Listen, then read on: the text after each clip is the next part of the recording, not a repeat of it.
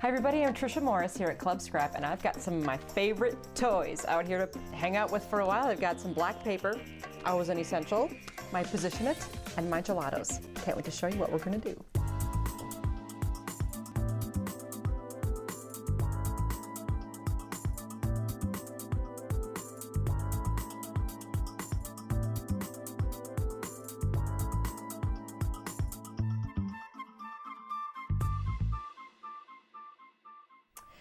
Well, I have to say I'm kind of excited because this is the wood-mounted stamp from the Lotus collection, and it's not even out yet. It hasn't even shipped, and it's here right in front of me, and I'm hanging out with it. So, see, we get excited about our new coming materials around here too. I love the stamp, and I love the technique that I've found works well with the Position It tool and the black paper. Check out this card. I think this would win any Stump the Designer contest around. I mean, person who makes cards and stamps would really wonder how you did it. So I'm going to share my secret with you. We'll just keep it between the two of us, okay?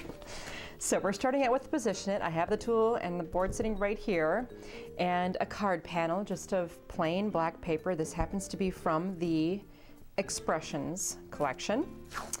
And I'm taking some blue painter's tape. If you have some other type of artist tape, you can use that too, just as long as it's removable.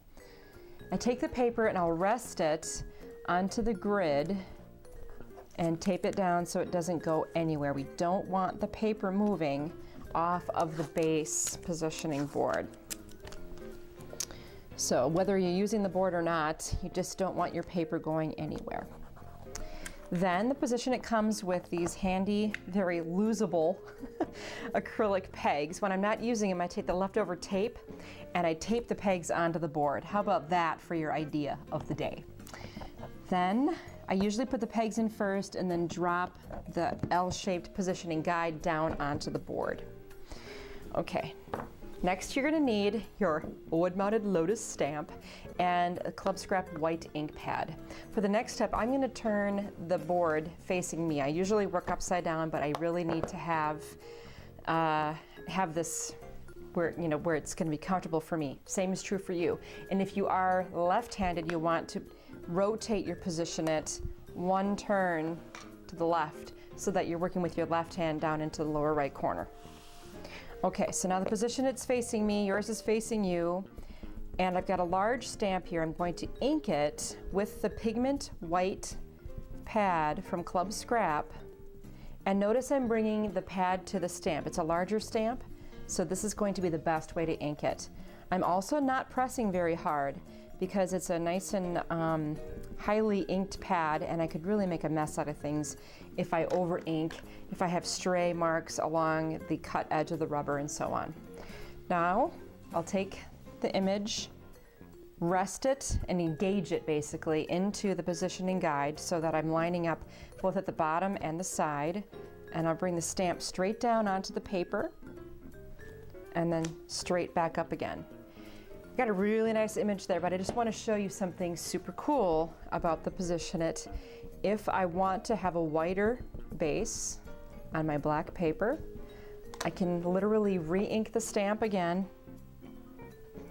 and drop it right back down, and it lands exactly where it did the first time. So now I have, I'm going to turn this back around again so you can see, now I have a really nice image. I can take off the positioning guide and the pegs if I want to, and there you can see it's just perfect in there.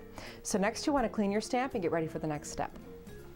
For the next step, I'm going to mist the stamp with some water, and this again is the classic, you got to use the right amount of water. So too much water, it's pooling on top of the stamp, never good.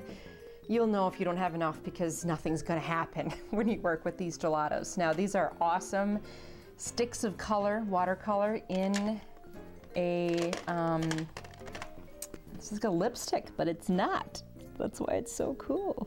I'm gonna give myself a red lotus flower here. I know they're generally white, but we'll just start with that. And I'm gonna color onto the stamp with assorted colors. Now we've just added the metallics, so I'm gonna try those. I didn't use them last time. I'm gonna try them this time and see how they come across. My guess is they're gonna be beautiful. Now I'm using some blues, and then I'll go to my regular colors and add some greens. Cool part about this is I'm going to thoroughly lay this watercolor onto the stamp, and then I'm going to stamp it. Probably even mist it a little before I stamp it. And I may or may not be happy with what I see. The fun part about this is that I can stamp it as many times as I want. I can ink it, I can add color as many times as I want. I can add water. If it's starting to dry up a little bit, I can add water, not a problem. That's why I love this. Okay. So here's my stamp, and I want to make sure I bring it back into the position it with my guide in place, facing the same way it was. It was right side up facing me. Bring that inked stamp down. Now don't get your hopes too high at this point. We don't know what we're going to end up with. Could take lots of tries. Ooh, subtle. We could use a little more. So I'm going to remist my stamp and stamp again to try to transfer more of that color. Ooh, that's getting pretty. Now notice I haven't recolored anything. I'm just misting and stamping.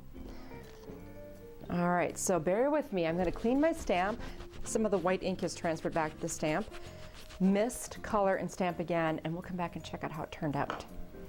Okay, for the big reveal, I'm going to take the L-shaped guide off of the paper. Oh, scrumptious, isn't it? So pretty. A combination of the metallics are really going to dry nicely. Oh.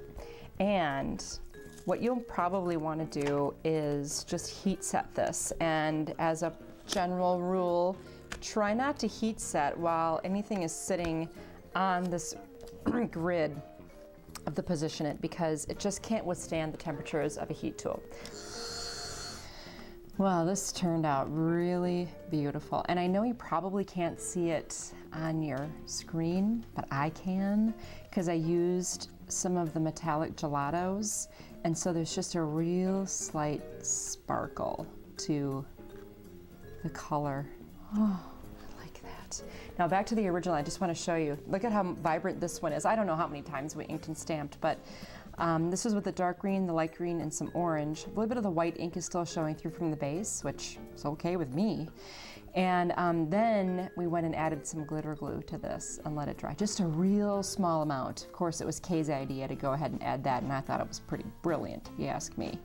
Just a tiny amount of glitter glue. Well, if you have a position it, get it out and give it a try. If you don't have one of those, better quick get one.